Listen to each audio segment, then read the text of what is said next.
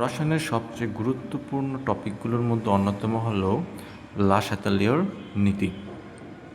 প্রায় প্রত্যেক সময় এটি বিভিন্ন বোর্ড পরীক্ষায় আসে। তাহলে আমরা আজকে লা শাতেলিয়র নীতিগুলো দেখব। লা শাতেলিয়র নীতি জানতে হলে প্রথমে আমাদের যেটা জানতে হবে সেটা হলো সম্মুখমুখী বিক্রিয়া এবং পশ্চাৎমুখী বিক্রিয়া। তোমরা এই রিয়েকশনটা দেখো, এখানে হাইড্রোজেন প্লাস আয়োডিন আছে, দুইটা যোগ হয়ে হয়েছে হাইড্রোজেন আয়োডাইড। সুতরাং এইখানে হাইড্রোজেন এবং আয়োডাইড হলো বিক্রিয়ক এবং হাইড্রোজেন আয়োডাইড হলো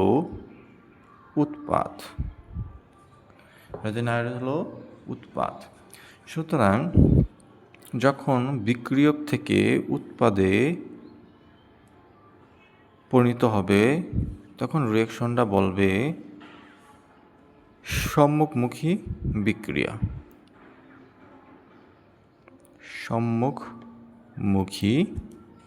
বিক্রিয়া। আবার যখন উৎপাদ থেকে আমার বিক্রিয়ক তৈরি হচ্ছে তখন সেটাকে বলে পশ্চাৎমুখী বিক্রিয়া।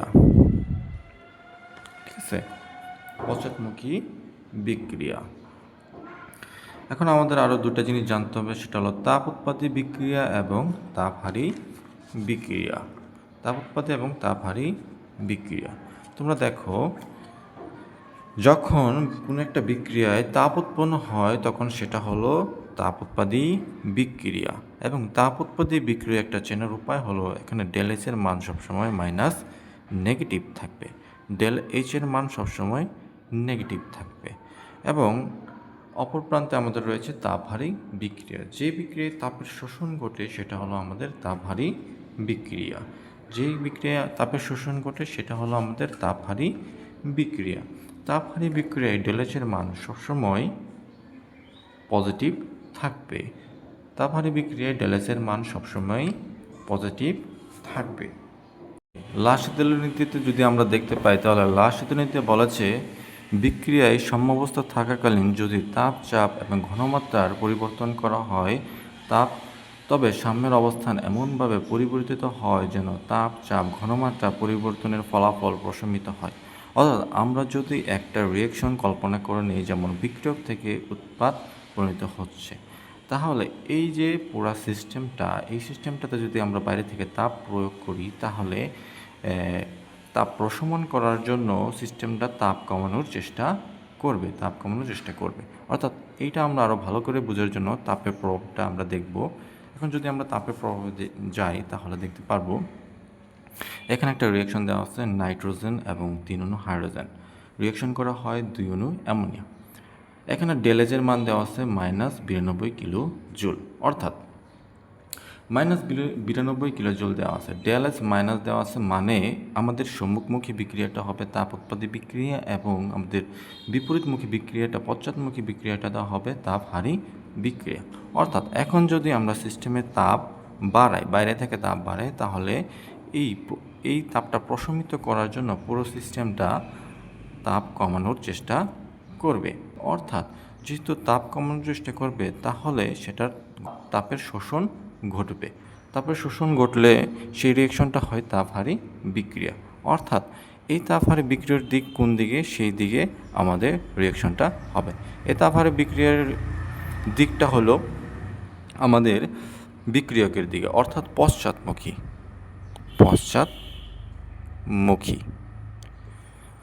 অর্থাৎ আমাদের বিক্রিয়ক বাড়বে।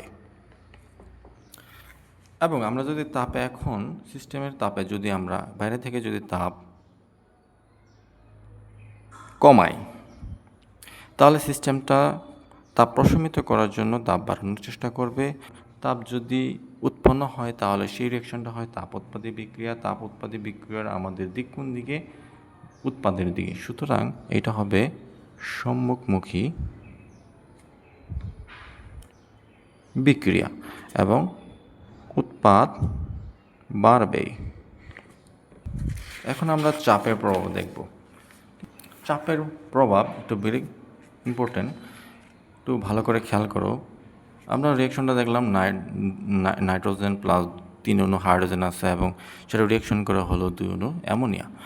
এবং এইখানে যেহেতু -92 কিলোজুল আছে, তাহলে এটা হবে সম্মুখমুখী বিক্রিয়া। তাহলে বিপরীতটা হবে পশ্চাৎমুখী বিক্রিয়া। এখন চাপের ক্ষেত্রে আমাদের বিক্রিয়কের যে মোল সংখ্যা এবং উৎপাদের যে মোল সংখ্যা সেটা একটা প্রভাব আছে। এখানে দেখি আমরা যে বিক্রিয়ক, এখানে 1 মোল নাইট্রোজেন আছে এবং 3 মোল হাইড্রোজেন আছে এবং 2 মোল অ্যামোনিয়া আছে। সুতরাং আমরা যদি যোগ করি তাহলে এখানে 4 মোল বিক্রিয়ক এবং 2 মোল উৎপাদ রয়েছে। তাহলে ইনিশিয়ালি আমাদের যদি আমরা চিন্তা করি, ইনিশিয়ালি আমাদের চাপ বেশি হলো এই বিক্রিয়কের এখানে। তাহলে যদি আমরা চাপ যদি বাইরে থেকে বাড়াই, তাহলে এই সিস্টেমটা তাপ কমানোর চেষ্টা করবে, অর্থাৎ তাপ কম হলো আমাদের উৎপাদের দিকে। সুতরাং বিক্রিয়াটি হবে সম্মুখমুখী বিক্রিয়া, অর্থাৎ উৎপাদ বাড়বে।